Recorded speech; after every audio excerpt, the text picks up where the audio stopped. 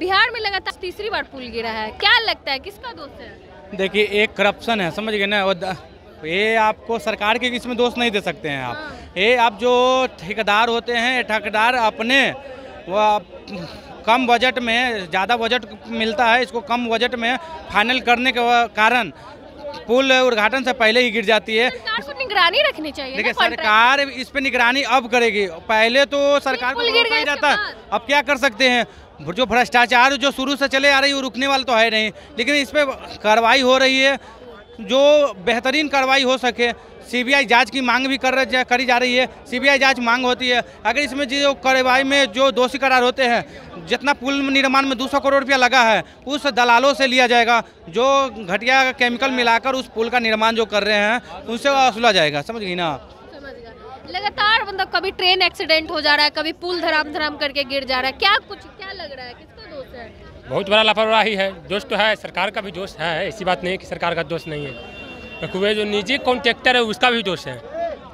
ये नहीं है कि हम आए चले गए, काम किए नहीं किए। अब पथ निर्माण विभाग से आता है, पथ विभाग, उसका भी दोष है। उनका जो पथ निर्माण में विजय सिन्हा है, वही अच्छा से अपने अंदर में काम कर संभाल नहीं पा रहे क्या मंत्रालय? उनको बहुत सारा मंत्रालय मिल गया है, उप मुख्यमंत्री भी है। नहीं, वैसा कोई बात नहीं कि संभाल नहीं। साथ उनको 3-4 मंत्रालय मिला हुआ, शायद वो संभाल नहीं पा रहे। नहीं, वैसा बात तो नहीं। 3-4 कहाँ 3-4 मंत्रालय मिला हुआ है? 4 को मिला हुआ है। उप मुख्यमंत्री भी है। अरे उप मुख्यमंत्री कोई पोस्ट है? जो तेजस्वी यादव बोलते हैं कि हम बहुत बड़ा पोस्ट मानते हैं। उप मुख्यमंत्री क्या पोस्ट है? कोई पोस्ट भी नहीं। अभी पुलवा गिरा, उस पे उसी के बात बोल रहे हैं। कहूँ ना कहूँ दिक्कत है, कॉन्ट्रैक्टर का दिक्कत तो है, कहूँ ना कहूँ। मंत्री का भी दिक्कत है। हाँ, तो जवाबदेही तो उनको देना ही पड़ेगा ना। लगातार तीसरी बार देना ही पड़ेगा उनको। लगातार तीसरी बार पुल गिरा, इससे पहले अररिया, फिर सिवान, मोतिहारी। क्या कुछ लगता है किसका दोष होगा? पुल बनाने वाला दोष होगा और किसका दोष होगा? सरकार की लापरवाही दोष होगा। सरकार की लापरवाही इसमें कहाँ बोलेंगे?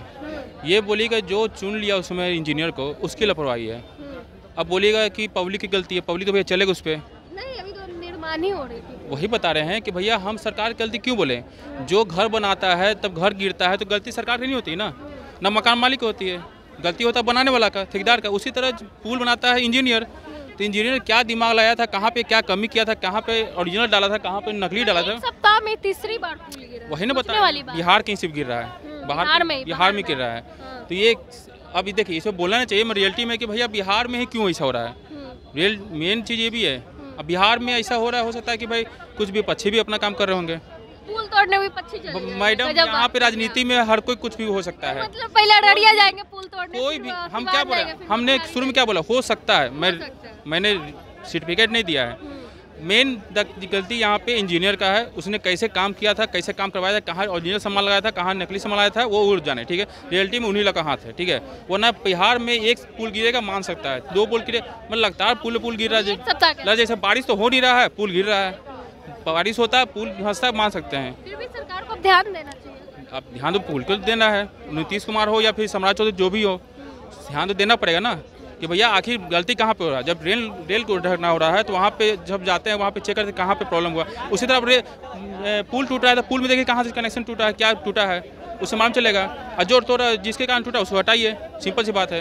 अब भैया यहाँ पे पढ़ाई करने वाला क्या बोलते हैं, 90 नंबर वाला को फेंक दिया, 50 नंबर का इंजीनियर बना दिया पैसा देके। तो आरक्षण पे सवाल उठाएंगे, यहाँ आरक्षण क्यों मिलना चाहिए? मान चलिए आप आरक्षण में नहीं है, ठीक है, हम आरक्षण में आते हैं, हमने मेरे को 80 नंबर आया, आपको 60 नंबर आया, आप पढ़ने में तेज हो, तो आपको लेना चाहिए, हमको लेना चाहिए? आप अपने बताइए, आप ही लेना चाहिए ना। हम तो भैया पैसा देकर पास हो गए, हमको आरक्षण मिला था, हम पास हो गए।